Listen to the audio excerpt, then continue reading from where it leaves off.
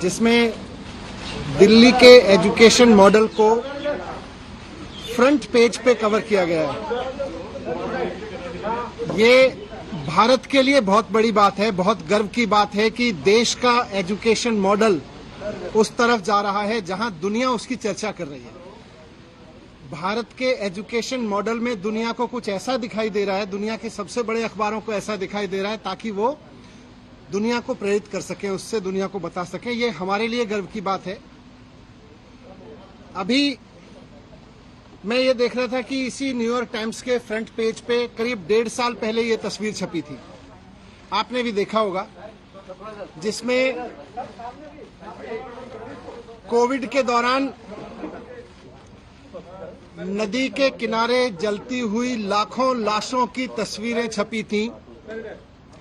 Covid के दौरान लाखों लाशें मां गंगा के किनारे पर किस तरह से गैर इंसानियत से जलाई गई थी, उसकी तस्वीर, उसकी खबर न्यूयॉर्क टाइम्स में छपी थी 1.5 साल पहले। जब ये खबर हमने देखी थी और देश के लोगों ने देखी थी तो एक भारतीय के नाते थोड़ा अपने आप पे शर्म आई थी, अपनी गवर्नेंस पे शर्म आई थी, अपने मॉडल पे शर्म आई थी। दुनिया में कोविड हैंडल हो रहा था लेकिन हम ऐसे हैंडल कर रहे थे, इस पे शर्म आई थी कि भारत में कोविड ऐसे हैंडल हो रहा है। कल जब ये खबर छपी तो एक भारतीय के नाते सबको गर्व हुआ कि भारत में एजुकेशन का ऐसा मॉडल है जिसको न्यूयॉर्क टाइम्स जैसे अखबार फ्रंट पेज पे लीड स्टोरी बना बना के पूरी पिक्चर और पूरी स्टोरी छाप रहे हैं, इतना बड़ा आर्टिकल छाप रहे हैं। ये मेरे लिए भी गर्व की बात है, लेकिन मैं बहुत विनम्रता के साथ कहना चाहता हूं कि ये खबर मेरी उपलब्धि नहीं है। ये खबर मेरी वजह से नहीं छपी कि मैंने कुछ ऐसा कर दिया जिसकी तारीफ हो रही है। ये एक्चुअली दिल्ली के टीचर्स की तारीफ है। तो आज जब न्यूयॉर्क टाइम्स के फ्रंट पेज पे दिल्ली के टीचर्स का काम छप रहा है और सारी दुनिया उनकी तारीफ कर रही है, तो मैं दिल्ली के टीचर्स को बहुत बहुत बधाई देना चाहता हूं। मैं उनको कहना चाहता हूं कि इसी तरह से लगे रहिए।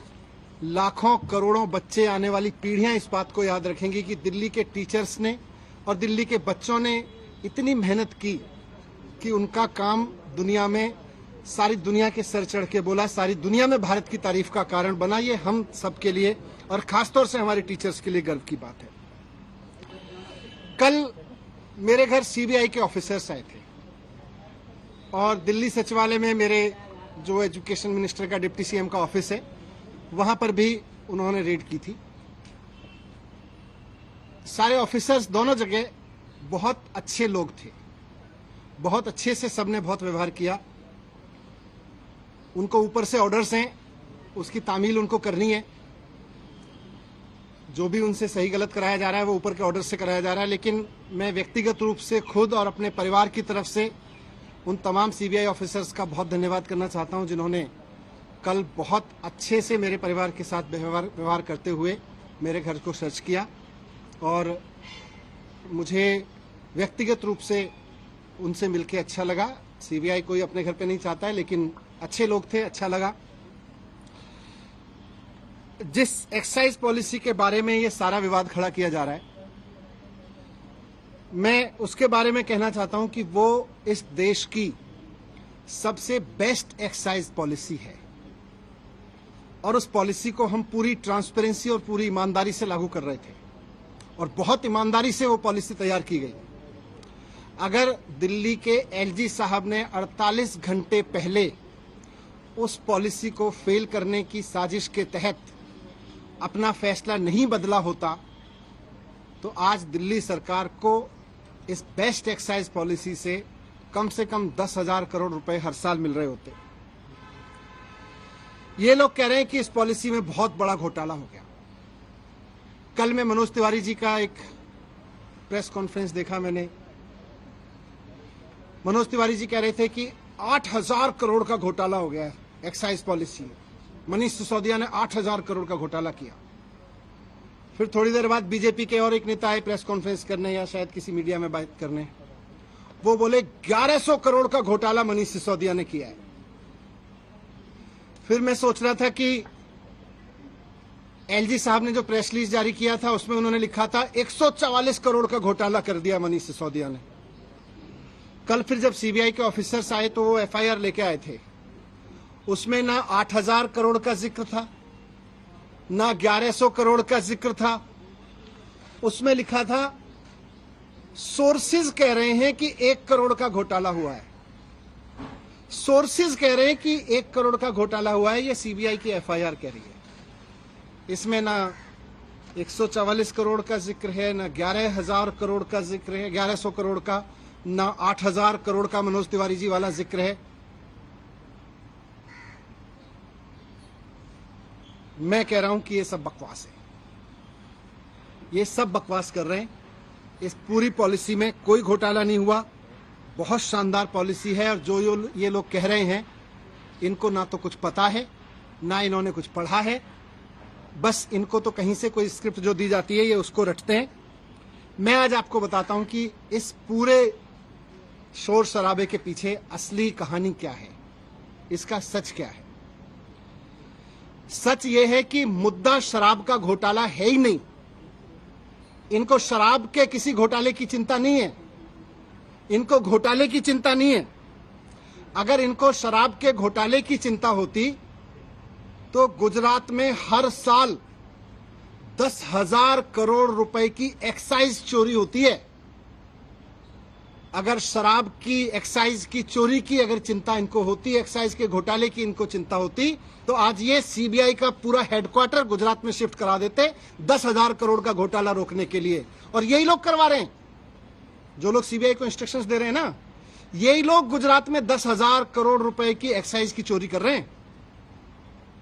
लेकिन इनको घोटाले की चिंता नहीं है, शराब की एक्साइज की पॉलिसी में हो रही चोरी की किसी की चिंता नहीं है, क्योंकि गुजरात में 10,000 करोड़ की चोरी हो रही है। वहां सीबीआई नहीं भेजते। अगर घोटाले की चिंता होती तो ईडी का दफ्तर वहां खुल जाता, ईडी का पूरा हेडक्वार्टर वहां शिफ्ट हो जाता। वहां नहीं हो रही कोई धरपकड़। इसलिए मुद्दा तो करप्शन है ही नहीं, मुद्दा तो शराब का घोटाला है ही नहीं, मुद्दा तो घोटाला है ही नहीं। अगर मुद्दा घोटाला होता तो प्रधानमंत्री जी ने कुछ दिन पहले बुंदेलखंड एक्सप्रेसवे का उद्घाटन किया था। आप सबने देखा था, आप सबने दिखाया था, सारे मीडिया ने चलाया था। और सारे मीडिया ने देश के बहुत शोर से बताया कि प्रधानमंत्री जी ने जिस हाईवे का, एक्सप्रेसवे का उद्घाटन किया था, 5 दिन के अंदर अंदर वो पूरी तरह से धंस गया। बहुत बड़ा घोटाला हुआ वो एक्सप्रेसवे बनाने में, हाईवे बनाने में। अगर मुद्दा करप्शन होता तो आज सीबीआई और ईडी प्रधानमंत्री द्वारा उद्घाटित किए गए उस महामार्ग के घोटालेबाजों को पकड़ रही होती, उनके घर रेड कर रही होती, जिन्होंने इतना बड़ा घोटाला कर दिया कि प्रधानमंत्री जी ने जिस एक्सप्रेसवे का उद्घाटन किया 5 दिन में धंस गया। वो है घोटाला। लेकिन जैसा मैं कह रहा हूं, मुद्दा घोटाला है ही नहीं। शराब या एक्साइज की चोरी इनकी परेशानी है ही नहीं। इनकी परेशानी है अरविंद केजरीवाल। इनकी परेशानी है कि अरविंद केजरीवाल जिस तरह से अब पूरे देश में एक काम करने वाले ईमानदार नेता के रूप में पहचान बनाते जा रहे हैं और पूरे देश के लोग अब उनको पसंद करने लगे हैं, इनकी परेशानी ये है। और पंजाब के बाद तो पूरे देश में अरविंद केजरीवाल जी को एक राष्ट्रीय विकल्प के रूप में देखा जाने लगा है। इनकी परेशानी ये है। ये जो पूरी कार्रवाई मेरे खिलाफ हो रही है, ये जो पूरी कार्रवाई मेरे दफ्तर में हो रही है, मेरे घर में रेड डाली जा रही है, ये हो इसलिए रही है कि अरविंद केजरीवाल जी को रोकना चाहते हैं। ये अरविंद केजरीवाल जी को रोकने की जो साजिश रची जा रही है उसी स्क्रिप्ट का हिस्सा है। आप सब जानते हैं, देश जानता है कि अरविंद केजरीवाल जी की सबसे बड़ी ताकत है कि वो एक बहुत कट्टर ईमानदार नेता है। अरविंद केजरीवाल जी की दूसरी सबसे बड़ी ताकत है कि उनको काम करना और काम करवाना आता है। उनको दिल्ली का एजुकेशन ठीक करके उन्होंने दिखा दिया कि एजुकेशन कैसे ठीक होता है। उन्होंने हेल्थ ठीक करके दिखा दिया कि हेल्थ सिस्टम कैसे ठीक होता है। आज दुनिया भर में मैंने दिखाया आपको, आज अरविंद केजरीवाल जी की वजह से दुनिया भर में भारत का नाम रोशन हो रहा है। इसलिए आज ये इत्तेफाक नहीं है कि हेल्थ और एजुकेशन पर दुनिया भर में भारत का नाम रोशन करने वाले अरविंद केजरीवाल जी के हेल्थ मिनिस्टर के छापे डाले जा रहे हैं, उनको जेल में डाला जा रहा है। उनके एजुकेशन मिनिस्टर के छापे डाले जा रहे हैं, उनको मुझे जेल में डालने की तैयारी की जा रही है। मेरी गलती ये थोड़ी ना है, वो भी जानते हैं कि कोई भ्रष्टाचार नहीं हुआ। इनको पता है कि कोई भ्रष्टाचार नहीं हुआ, इसीलिए उलझुल बके जाते हैं। इनको मैंने भ्रष्टाचार नहीं किया, मैंने सिर्फ इतना किया है कि अरविंद केजरीवाल जी का एजुकेशन मिनिस्टर हूं मैं, इसलिए ये कर रहे हैं, इसलिए ये साजिश रची जा रही है। इन्होंने पहले अरविंद केजरीवाल जी के हेल्थ मिनिस्टर को गिरफ्तार किया, फिर कल मेरे यहां रेड डाल दी, अब 2-4 दिन में मुझको भी गिरफ्तार कर लेंगे। तो हेल्थ और एजुकेशन मॉडल जो है अरविंद केजरीवाल जी का, इनका मकसद है कि उसको रोका जाए। मैं कहना चाहता हूं कि देश के प्रधानमंत्री नरेंद्र मोदी जी को पूरे देश ने इतना बड़ा जनमत दिया है, ये शोभा नहीं देता प्रधानमंत्री जी को, नरेंद्र मोदी जी को ये शोभा नहीं देता कि वो इस तरह की छोटी छोटी सोच रखते हैं कि कोई आदमी काम करे तो उसके हेल्थ के काम को रोक लो, एजुकेशन मिनिस्टर को जेल में डालो, हेल्थ मिनिस्टर को जेल में डालो, क्योंकि वो अच्छा काम कर रहे हैं, क्योंकि सारी दुनिया में तारीफ हो रही है। अरविंद केजरीवाल जी में और नरेंद्र मोदी जी में मैं आज रखना चाहता हूं आपके सामने कि अरविंद केजरीवाल जी और नरेंद्र मोदी जी में यही फर्क है।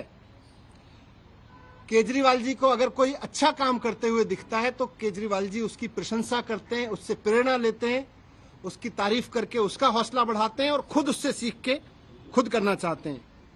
मोदी जी का रुख यह है कि उनको अगर कोई अच्छा काम करता हुआ दिखता है तो वो उसके काम को रोकना चाहते हैं, उसके काम को साजिश के तहत रोक रोक के उसके लोगों को और उसको सीबीआई और ईडी का डर दिखा दिखा के उसको रोकना चाहते हैं। 2 दिन पहले अरविंद केजरीवाल जी ने make in India campaign launch किया। देश को नंबर 1 बनाना है, शिक्षा के जरिए, स्वास्थ्य के जरिए, रोजगार के जरिए। इस पे तो सारे देश को गर्व है, इस पे मोदी जी को भी गर्व होना चाहिए कि हमारे देश का एक मुख्यमंत्री make India number 1 campaign launch कर रहे हैं, हेल्थ और एजुकेशन के जरिए एक देश का विकास करने का विजन लेके चल रहे हैं। मोदी जी को तो इनको सपोर्ट करना चाहिए था, लेकिन जिस दिन अरविंद केजरीवाल जी ने मेक इंडिया नंबर 1 कैंपेन जारी किया, उसके 2 दिन के अंदर अंदर मोदी जी ने केजरीवाल जी के एजुकेशन मिनिस्टर के यहाँ पे सीबीआई की रेड करवा दी। केजरीवाल जी गरीबों के लिए, आम मिडिल क्लास आम आदमी के लिए काम करते हैं, उसके लिए सोचते हैं।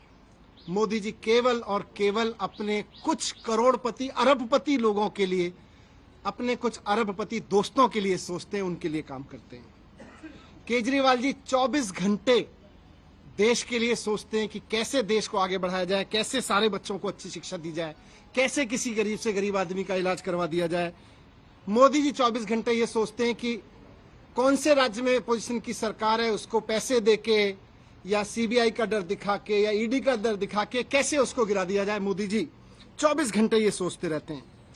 जिस तरह से इन्होंने पिछले दिनों में पैसे के दम पे, ईडी के दम पे, सीबीआई के दम पे कई सरकारें गिराई हैं, आप सबने भी रिपोर्ट किया है। महाराष्ट्र में, गोवा में, तमाम बिहार में भी किया था इन्होंने, कर्नाटक में किया, मध्य प्रदेश में किया। पूरे देश के लोग इनसे अब दुखी हैं कि यार हम सरकार चुनते हैं, मोदी जी केवल 24 घंटे उसको गिराने में लगे रहते हैं। अरे आपको देश का प्रधानमंत्री बनाया, आप देश के लिए अच्छा सोचो, जिनको हमने राज्य के लिए किया है उसको राज्य के लिए अच्छा सोचें। मोदी जी केवल सीबीआई, ईडी, पैसा सब लगा के, साम दाम दंड भेद लगा के केवल सरकारें गिराने का 24 घंटे सपना देखते हैं। उसके अलावा मोदी जी को कोई सपना ही नहीं आता आजकल। मैं आज आपके सामने कहना चाहता हूं कि 2024 का चुनाव आम आदमी party versus Bharatiya Janata party होने जा रहा है। अब तक लोग पूछते थे कि मोदी वर्सेस हु, अब पूरे देश में माहौल बन रहा है कि मोदी जी नहीं चाहिए, अरविंद केजरीवाल जी को एक मौका देना है, एक मौका अरविंद केजरीवाल जी को देना है। अब ये बात पूरे देश से गूंजने लगी है। पूरा देश आज अरविंद केजरीवाल जी के साथ चल रहा है, इसलिए मोदी जी आज रोकना चाहते हैं। आज से 3-4 दिन के अंदर, हो सकता है आज कल परसों में, कभी भी ये सीबीआई ईडी भेज के मुझे भी गिरफ्तार कर लेंगे, कई सारे और आप नेताओं को भी गिरफ्तार कर लेंगे। लेकिन मैं कहना चाहता हूं कि हम भगत सिंह के फॉलोअर हैं, हम अपने आप को भगत सिंह की संतान मानते हैं। हम डरने वाले नहीं है तुम्हारी सीबीआई से, तुम्हारी ईडी से, तुम्हारे पैसे के आगे बिकने वाले नहीं है। हमको नहीं तोड़ पाओगे तुम, हमको नहीं झुका पाओगे। आज मैं कह रहा हूं, हम देश के लिए जान भी कुर्बान करेंगे, हम देश के लिए जेल भी जाएंगे, लेकिन लाखों बच्चों का भविष्य संवारना बंद नहीं करेंगे, करोड़ों लोगों के इलाज के लिए काम कराना बंद नहीं करेंगे। आज हमारे साथ अरविंद केजरीवाल जी के साथ लाखों बच्चों की दुआएं हैं, करोड़ों लोगों की दुआएं हैं, करोड़ों पेरेंट्स की दुआएं हैं। हम आपसे डरने वाले नहीं है। अगला चुनाव तो अब मोदी वर्सेस अरविंद केजरीवाल होकर रहेगा। धन्यवाद। मनीष जी, जब आप ये बात कर रहे हैं तो सवाल ये उठते हैं कि रेड जो हुई वो एक्साइज पॉलिसी को लेकर हुई और आप एजुकेशन और हेल्थ पे चले जाते हैं। ये नहीं बता रहे कि आपने जो पॉलिसी में लास्ट में बंद करके पुरानी पॉलिसी को शुरू किया, उससे आपको अगर फायदा था तो आपने बदली क्यों? देखो, मैं भी बोला कि मुद्दा तो एक्साइज पॉलिसी का भ्रष्टाचार है ही नहीं तो अगर एक्साइज पॉलिसी का भ्रष्टाचार होता तो आज गुजरात में रेड हो रही होती। हुज ट्रेजेडी हो गई गुजरात में। कौन कर रहा है वहां पे? सीबीआई रेड नहीं कर रहे, वहां पे ईडी रेड नहीं कर रही, यहाँ पे हो रही है ईडी सीबीआई रेड। मुझे जेल भेजेंगे, उन लोगों को जेल भेजते। इनके ही तो लोग हैं वो करा रहे हैं, 10,000 करोड़ की चोरी कर ले रहे हैं, लोग मरवा रहे हैं। तो मुद्दा तो असली है कि अरविंद केजरीवाल को कैसे रोकना है। इस पे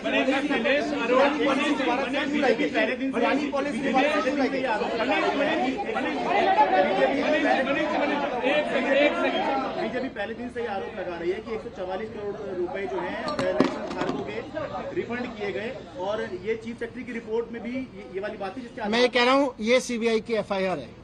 इसमें मनोज तिवारी के 8,000 करोड़ का घोटाला कहाँ है? इसमें बीजेपी के नेताओं के 1100 करोड़ वाला घोटाला कहाँ है जो कह रहे हैं? इसमें वो 140 करोड़ का घोटाला कहाँ है? बताएं। इसमें लिखा है कि सोर्सेज कह रहे हैं कि 1 करोड़ का घोटाला हुआ है। मनीष जी, सीबीआई की एफआईआर में लिखा है कि पब्लिक सर्वेंट ने इनसे पॉलिसी को बनाते हुए अंडू फेवर किया मिडलमैन और उसको इसमें समीर महेंद्रू है, उसपे जो एक पैसे ट्रांसफर किया 1 करोड़ रुपए, वो दिनेश अरोड़ा किसी आम आदमी पार्टी के लीडर का बड़ा करीबी है। क्या संबंध है? अरोड़ा को जानते हैं? क्या ये क्या है? मैं तो कह रहा हूं अगर मुद्दा घोटाला होता तो आज सीबीआई बड़े बड़े जो किंग पिंस 10,000 करोड़ का घोटाला कर रहे हैं उनके यहाँ बैठे होते। मेरे यहाँ किसी के यहाँ बैठे हैं, उनको भी पता है कि घोटाला नहीं है, बैठे हैं, ठीक है। Thank you.